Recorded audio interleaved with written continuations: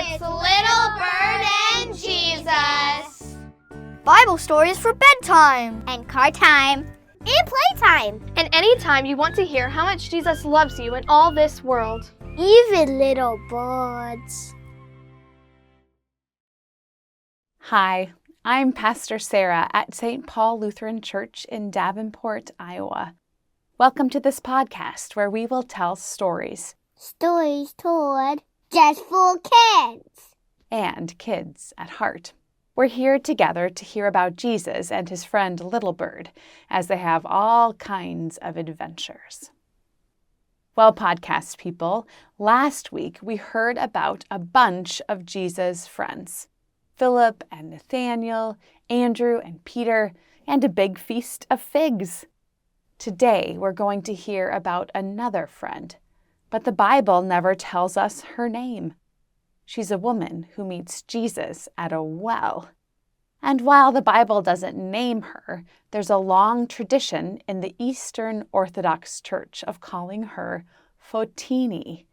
She's a very important woman, a preacher in her own right, sharing the story of Jesus with her friends and neighbors, so I'm glad she has a name. Listen in about Fotini in today's story. Little Bird and Jesus meet a woman at a well.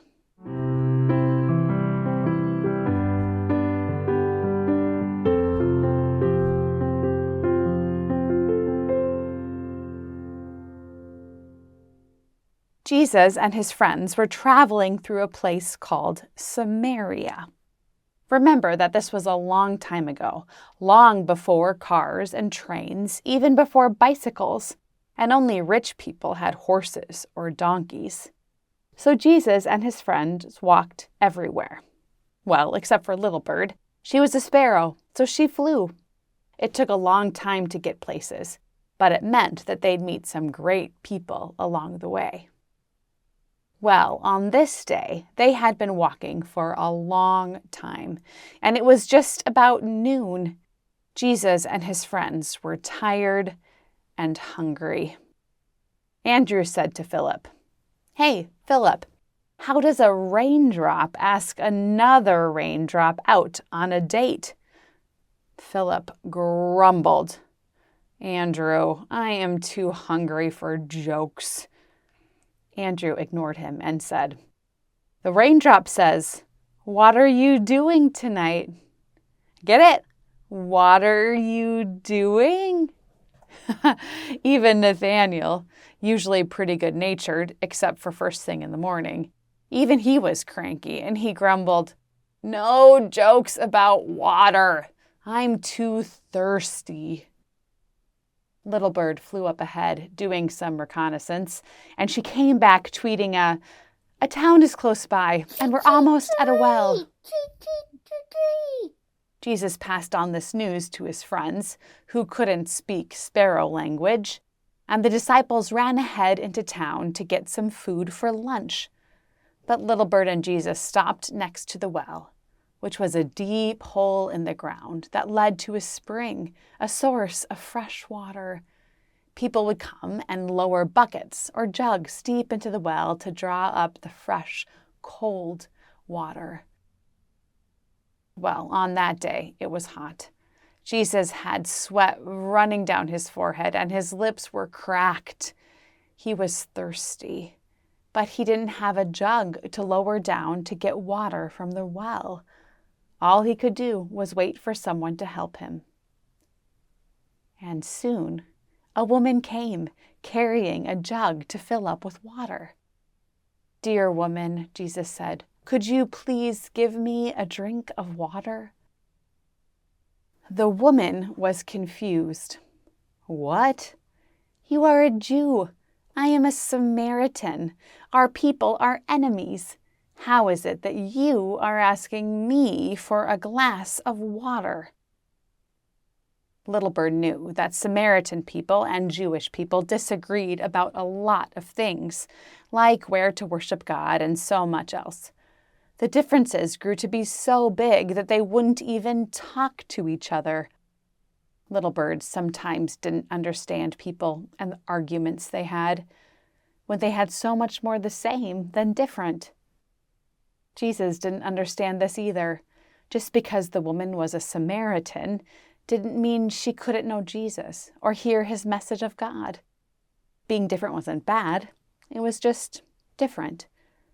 So Jesus asked her, "If you knew who I was and how deep and wide is the love of God, you would be asking me for a drink, and I would give you living water." The woman looked confused. She said, "But sir, you have no jar. How can you get this water from the well?" The woman was taking Jesus literally. She thought he was talking about actual water. But Little Bird had been around Jesus long enough to know that he often used images to describe himself.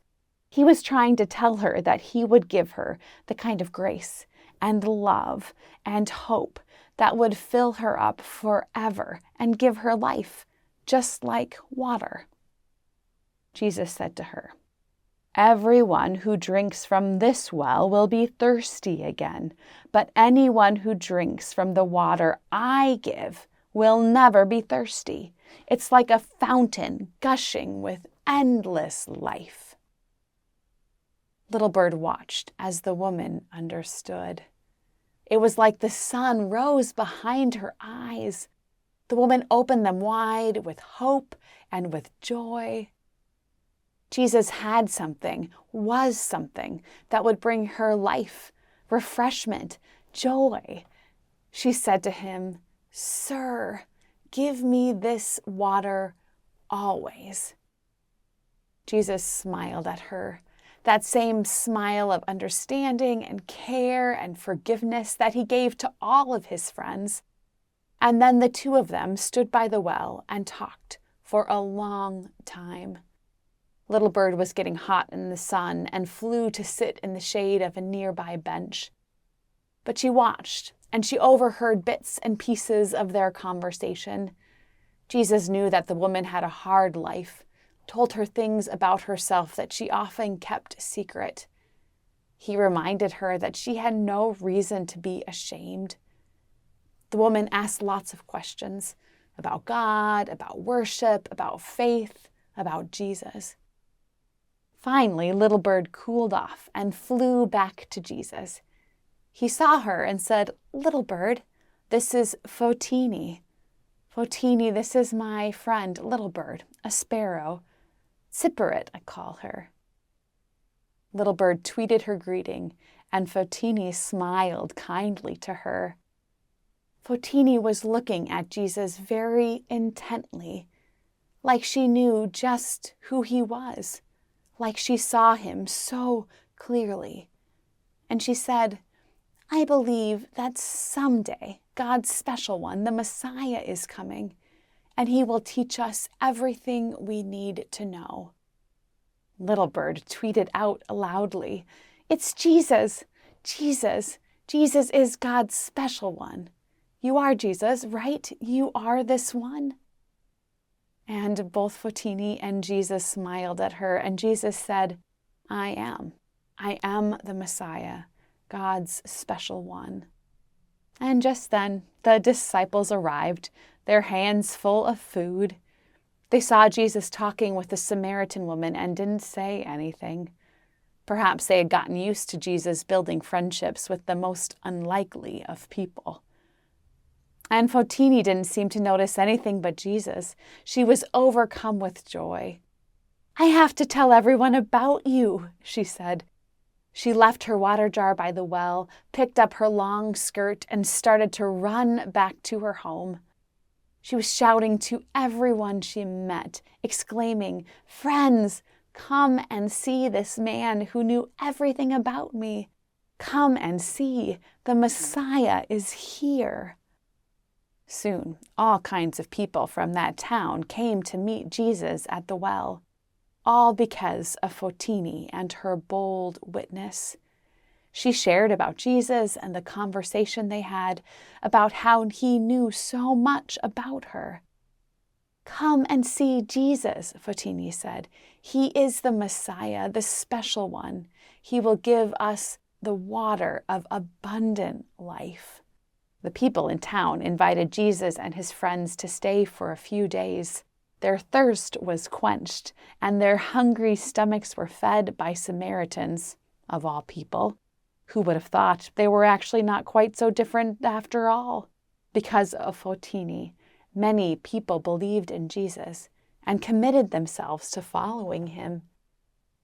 As they feasted together, Jesus and his Jewish friends, Fotini and her Samaritan family, drinking water from the well, Little Bird was overcome with joy at this love that was big enough for so many people, and she tweeted out her song of praise. Treat, treat, treat, treat, treat, treat. As she sang, she heard Andrew say to Fotini's uncle, "So, what did the ocean say to another?" Fotini's uncle raised his eyebrows, ready for the answer. And Andrew said, "Nothing. It just waved." And they laughed together, all held in the living water of Jesus.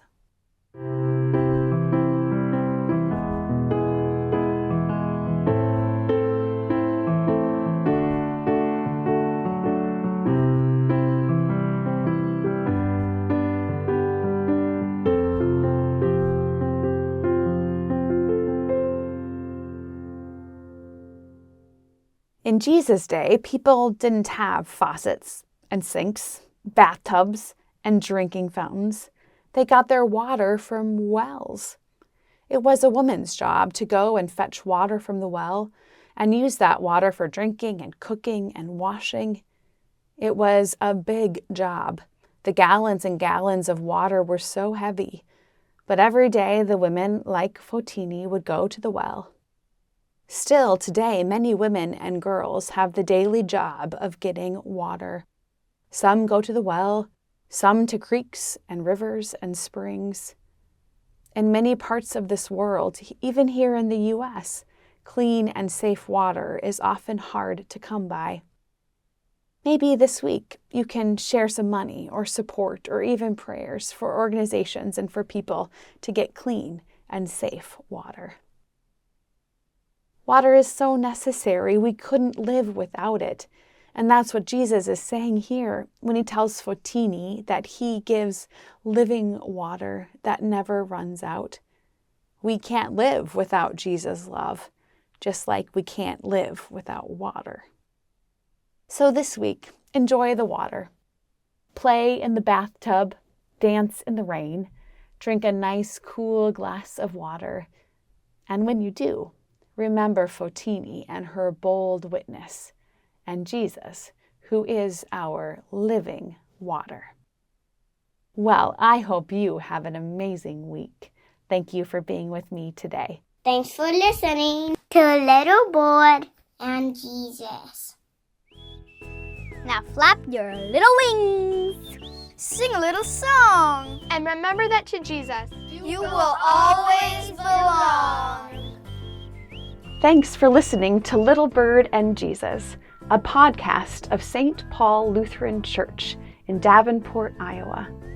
For more information on St. Paul, visit us at stpaulqc.org.